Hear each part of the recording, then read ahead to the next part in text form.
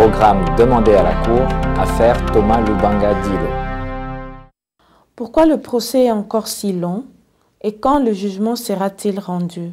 The trial phase in the case of Mr. Thomas Lubanga Dilo. La phase de procès dans l'affaire Thomas Lubanga Dilo a pris fin en août 2011 et la version anglaise du jugement devrait être rendue vers la fin de l'année. La longueur des procédures dans cette affaire devant la CPI est due à plusieurs facteurs.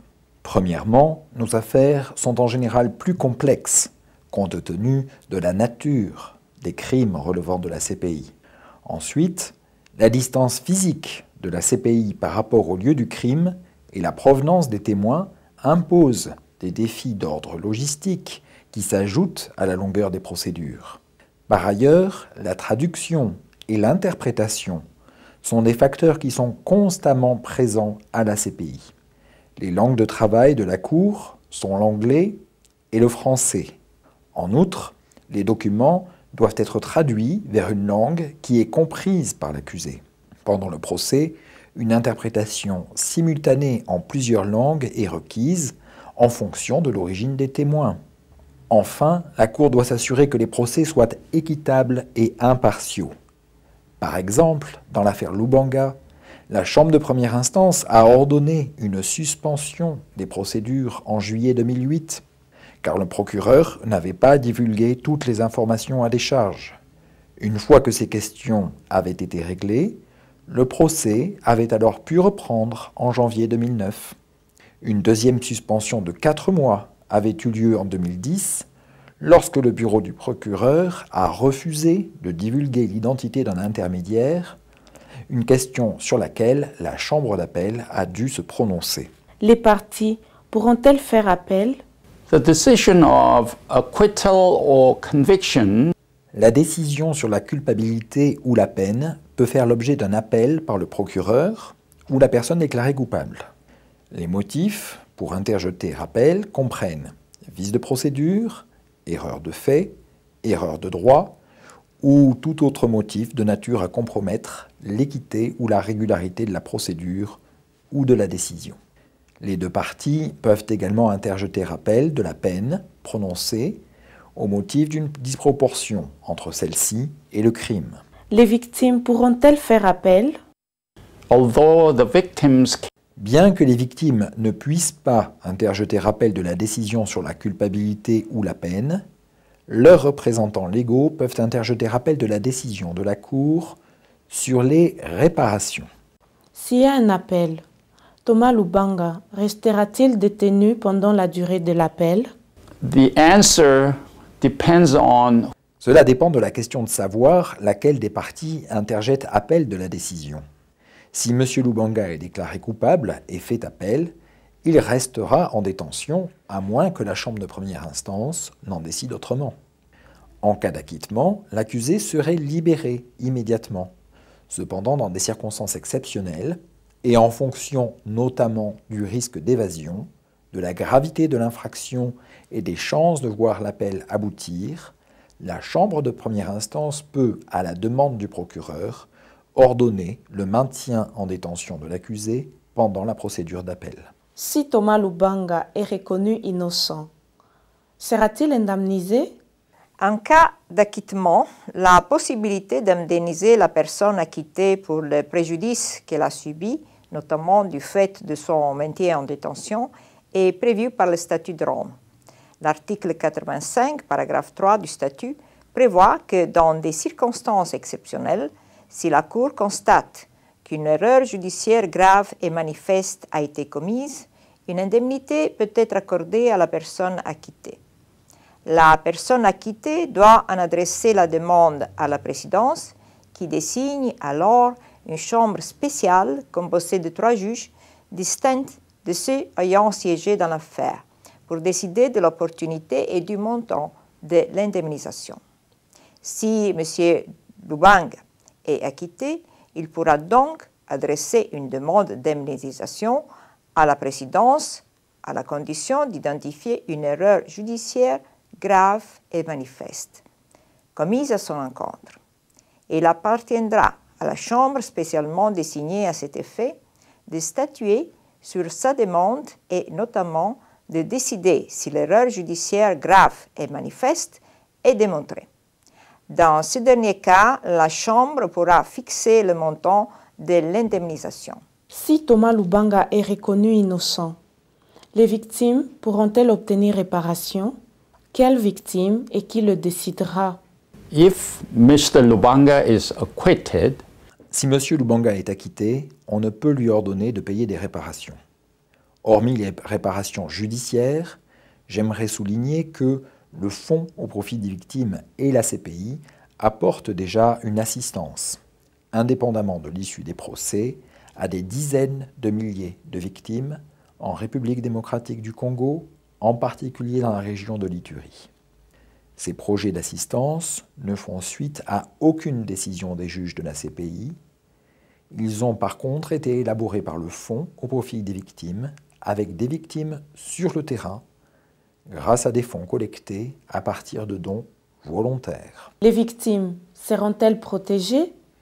La protection des victimes, comme d'ailleurs celle des témoins et des autres personnes courant un risque du fait de leur interaction avec la Cour, est indépendante de l'issue du procès.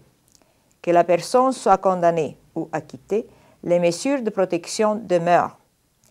Elles comprennent le maintien de la confidentialité des informations susceptibles de les identifier, ainsi que toutes mesures propres à protéger leur sécurité, leur bien-être physique et psychologique, leur dignité et le respect de leur vie privée. Dans l'hypothèse d'un acquittement suivi de la libération de M. Lubanga, il va de soi que le fait que ce dernier ait eu connaissance de l'identité des témoins et de certaines victimes lors de son procès sera pris en compte dans l'évaluation du risque encouru par ces derniers et que les mesures nécessaires à leur protection seront mises en place. Si Thomas Lubanga est déclaré coupable, où purgera-t-il sa peine? Les personnes condamnées par la Cour pénale internationale purgent leur peine dans l'un des États ayant signé un accord cadre avec la Cour relativement à l'exécution des peines.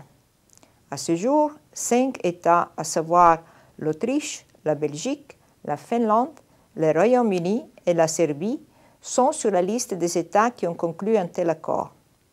Ces accords sont ouverts à la totalité des États partis qui sont invités à y adhérer, dès lors qu'ils acceptent de se conformer aux standards internationaux en matière de traitement des détenus.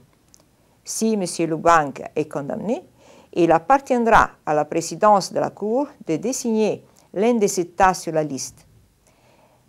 Thomas Lubanga sera autorisé à donner son point de vue relativement à l'État désigné pour l'exécution de sa peine. L'État désigné pourra alors accepter ou non de recevoir M. Lubanga. Si l'État désigné refuse, la présidence pourra alors désigner un autre État de la liste.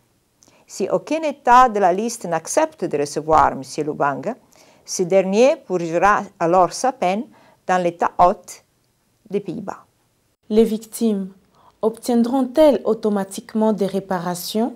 Dans l'hypothèse de condamnation, le statut de Rome prévoit la possibilité pour la Chambre de première instance de rendre une ordonnance indiquant la réparation qu'il convient d'accorder aux victimes ou à leurs ayants droit. Il appartiendra à la Chambre de première instance de décider des modalités concrètes de mise en œuvre de la phase de réparation. La Chambre peut souhaiter organiser une ou plusieurs audiences pour recevoir les observations des victimes ayant formulé une demande de réparation, du condamné et d'éventuels experts pour assister dans l'évaluation de la réparation. Elle peut aussi décider de procéder selon une procédure écrite. La Chambre peut opter pour des mesures de réparation collective ou individuelle, ou toute combinaison entre les deux. Il lui appartient de définir le montant et les modalités de réparation. Pour répondre à votre question, en cas de condamnation de Thomas Lubanga Dilo, une phase judiciaire portant sur la question des réparations aura automatiquement lieu. Quant à savoir qui bénéficiera des réparations, leur nature, leur montant et les modalités de leur exécution, il s'agit là de questions qui relèvent de la décision de la Chambre de première instance. Si Thomas Lubanga est déclaré coupable, de quel ordre seront ces réparations? Qui va les décider?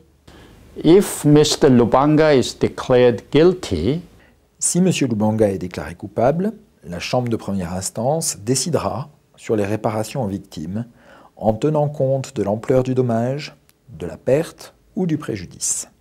La Cour peut accorder une réparation individuelle ou, lorsqu'elle l'estime appropriée, une réparation collective, ou les deux. La Cour peut rendre, contre une personne condamnée, une ordonnance indiquant la réparation qu'il convient d'accorder aux victimes, ou elle peut également ordonner que cette réparation soit versée par l'intermédiaire du fonds au profit des victimes. Si Thomas Lubanga est indigent, qui paiera les réparations pour les victimes?